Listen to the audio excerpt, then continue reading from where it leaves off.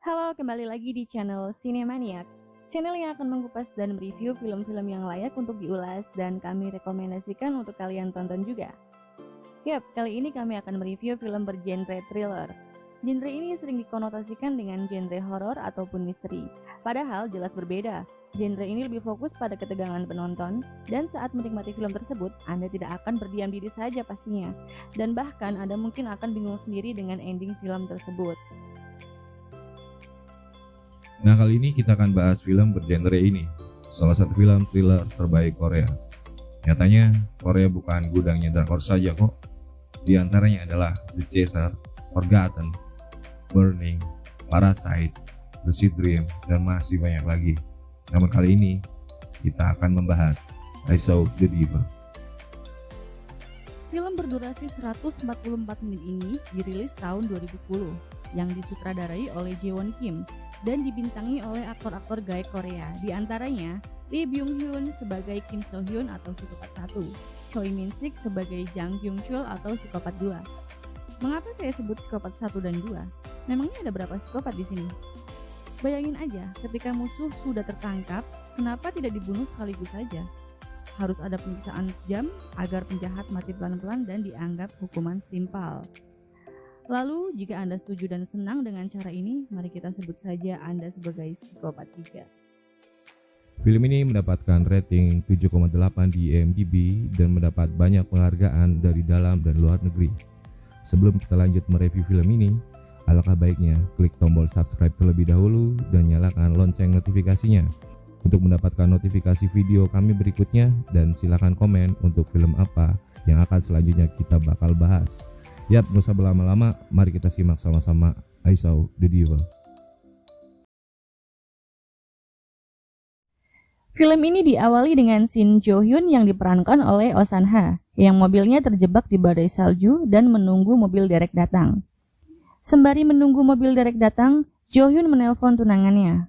Tunangannya pun berpesan agar dia tetap di mobil sampai mobil derek datang. Tunangannya adalah Kim So Hyun yang diperankan oleh Lee Byung Hun yang bekerja sebagai agen rahasia pemerintah Korea. Walaupun terlihat tegas dan berwibawa, Kim adalah laki-laki yang lemah lembut dan sayang sekali kepada tunangannya itu. Tiba-tiba, Jo Hyun itu dihampiri oleh orang yang menawarkan pertolongan. Namun, Jo Hyun tetap berada di dalam mobil atas amanat dari tunangannya itu. Ya, orang itu adalah Kyung Chul yang diperankan oleh Choi Min Sik.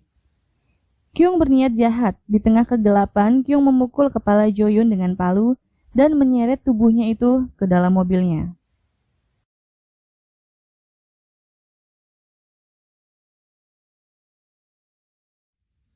Lalu kemudian skin berpindah ke sebuah tempat jagal. Ternyata Juyun itu belum mati dan terbangun di bungkusan plastik penuh darah. Juyun pun memohon-mohon kepada Kyung Chul untuk tidak membunuhnya karena dia sedang hamil. Namun tanpa ampun, Kyung Chul tetap memenggal kepala Juyun dan dimutilasi. Sesudah prosesi selesai, tempat jagal itu disiram dengan air panas untuk menghilangkan bau anyir. Dan tanpa Kyung Chul sadari, cincin tunangan Juyun jatuh ke selokan. Scene berganti keesokan paginya. Seorang anak yang sedang bermain di kolong jembatan menemukan kantong plastik hitam yang ternyata berisikan potongan telinga manusia.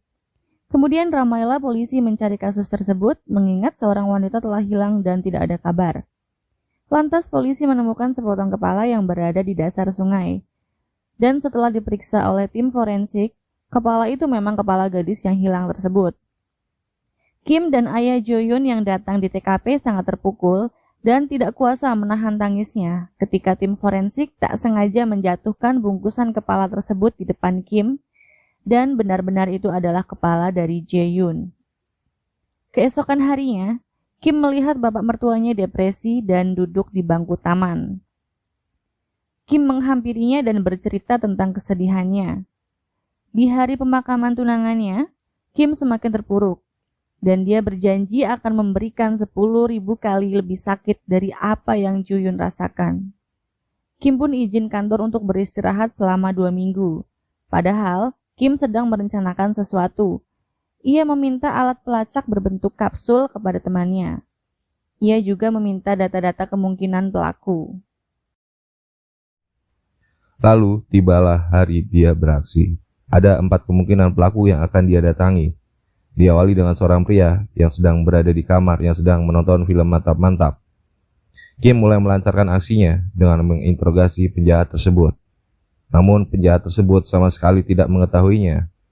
Kemudian Kim melancarkan serangan kunci Inggris tepat di kemaluan penjahat tersebut sampai bijinya pecah dan dibawalah penjahat itu ke rumah sakit. Lalu, scene berpindah saat Kim membuntuti target penjahat kedua. Kim menabrakkan mobilnya ke penjahat yang sedang menaiki motor dan mengajar penjahat tersebut dan menginterogasinya lagi. Namun, tetap pria tersebut tidak mengetahui apa-apa. Lalu Kim pulang ke kediamannya, namun tidak bisa beristirahat dengan tenang. Terus-terusan dihantui siapa yang telah membunuh tunangannya dengan sadis.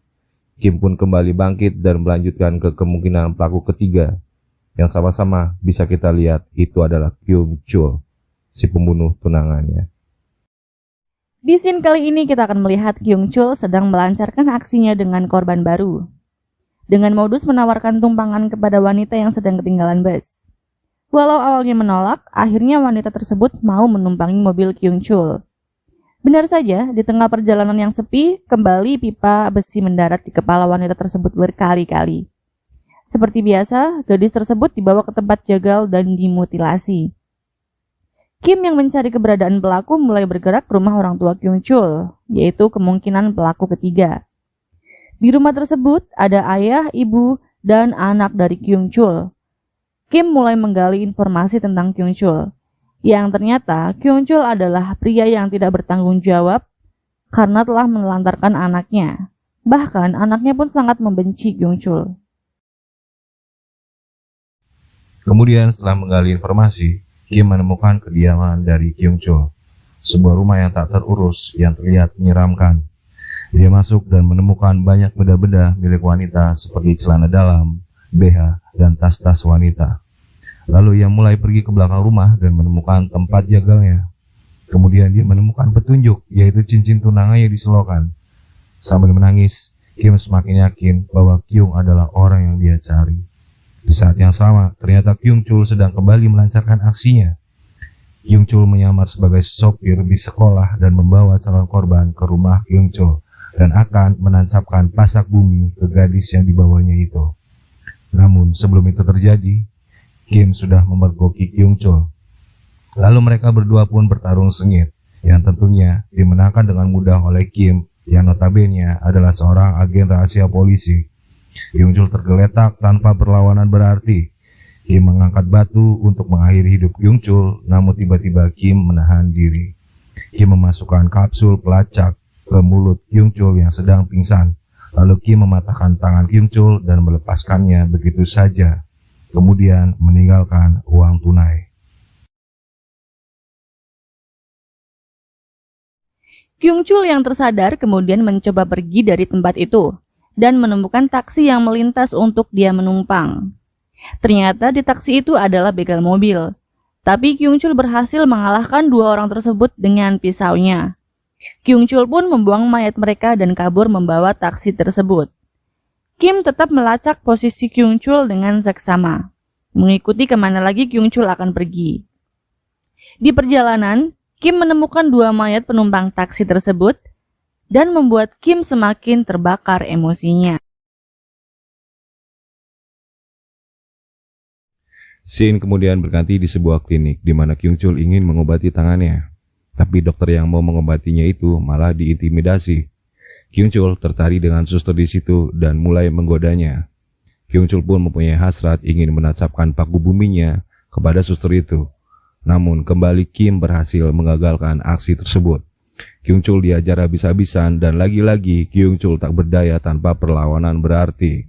Lalu akhirnya urat tendonnya disayat dengan pisau. Kyung Chul kesakitan luar biasa. Dia juga frustasi. Mengapa ada orang yang lebih sadis dari dia? Di tengah frustasinya, Kyung Chul mencoba menghentikan kendaraan untuk dia meluapkan emosinya. Ternyata kendaraan tersebut berisi anggota militer. Jadi, Kyung Chul pun membatalkan aksinya. Scene berpindah di sebuah rumah yang terlihat menyeramkan, lebih mirip mansion sih. Ternyata di sana adalah markas dari teman-teman Kyung Chul. Dan terjawab sudah mengapa Kyung Chul sering memutilasi korban adalah untuk bahan makanan teman-temannya yang suka memakan daging manusia ini. Kim sampai di rumah komplotan tersebut. Berawal dengan menghabisi si gemuk terlebih dahulu, kembali Kyung Chul berduel dengan Kim. Lagi-lagi pula, tanpa perlawanan berarti Kyung Chul kembali tak berdaya. Setelah tersadar, Kyung Chul juga baru benar-benar menyadari bahwa mengapa dia selalu terlacak keberadaannya. Untuk itu, segera Kyung Chul beli obat pencahar di apotik. Dan setelah buang air besar, keluarlah kapsul pelacak tersebut dan menantang Kim bahwa dia berurusan dengan orang yang salah dan akan membuat Kim menyesal.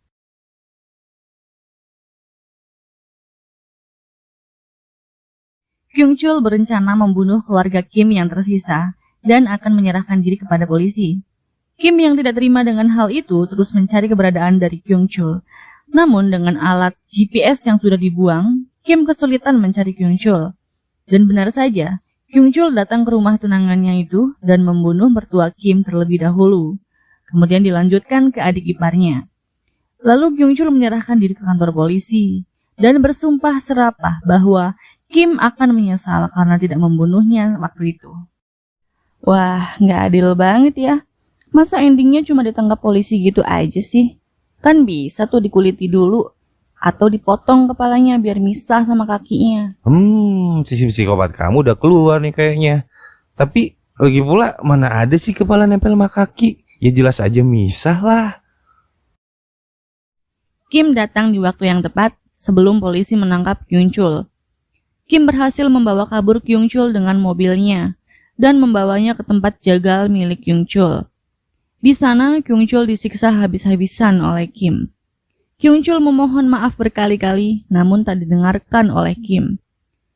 Terlihat wajah dengan air mata Kim yang menggambarkan penderitaan, emosi dan kesedihan di hati yang luar biasa.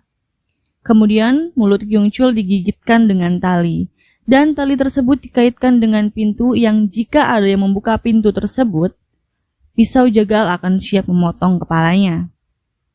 Keluarga Kyung Chul yang datang untuk menemui Kyung berusaha masuk dengan membuka pintu tersebut secara paksa.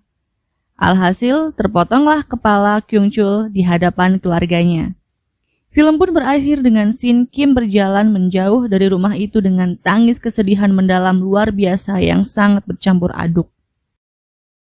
Ada kemungkinan nggak ya, I Saw the Devil 2 bakal tayang dan menceritakan tentang anak Kyung Chul yang membalas dendam kematian ayahnya? Semoga aja enggak ya, karena dendam itu enggak baik. Lagi pula karma itu ada kok. Oke guys, sekian review film I Saw the Devil dari Sinemaniac. Untuk saran film yang ingin kami ulas di video selanjutnya, silahkan tinggalkan komentar ya. Bye bye, see you later. Semoga sehat selalu.